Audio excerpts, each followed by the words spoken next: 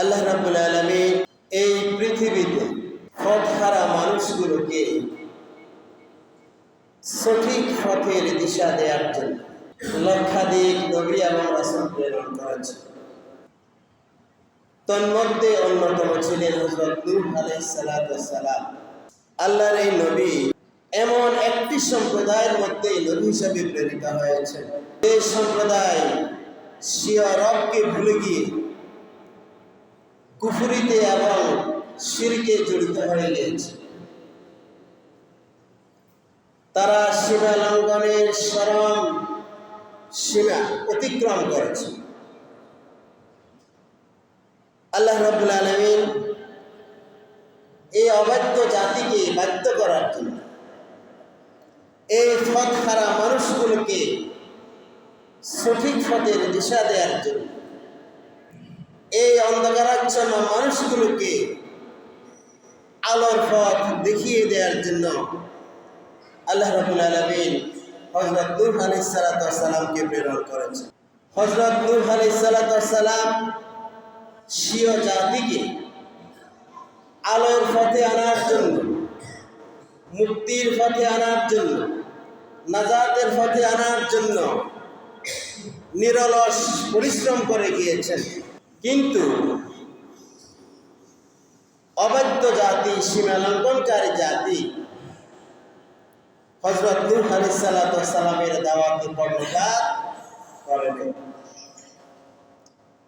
তারা ধৃষ্টতার বেয়াদবির এমন পর্যায়ে পৌঁছে গিয়েছিল, তারা তাদের নবীর গায়ে হাত তুলতে পর্যন্ত চিন্তা করে নাই। তারা নূহ আলাইহিস সালামকে গায়ে হাত তুলেছিল, ফিরিয়েছিল।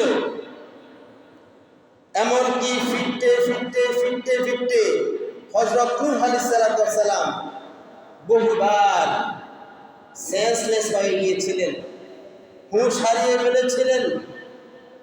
অবাধ্য জাতি ভেবেছিল নূহ আলাইহিস সালাম মৃত্যুবরণ করেছেন, মারা গেছেন।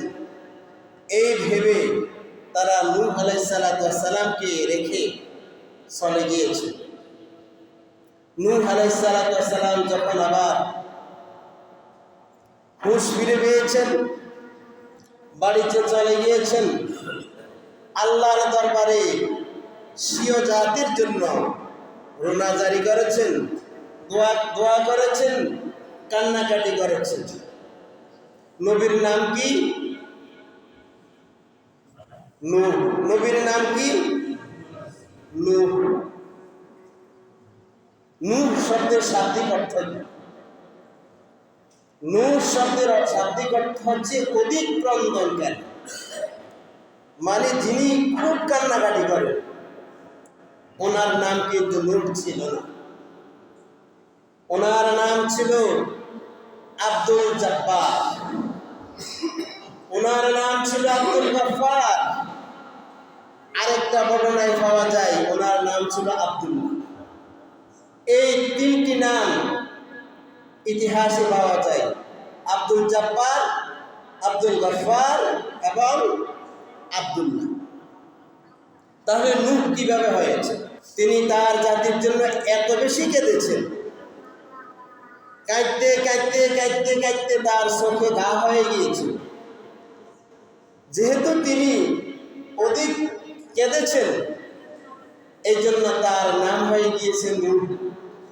আল্লাহ তাআলাও তাকে নূহ হিসেবে সম্বোধন করেছে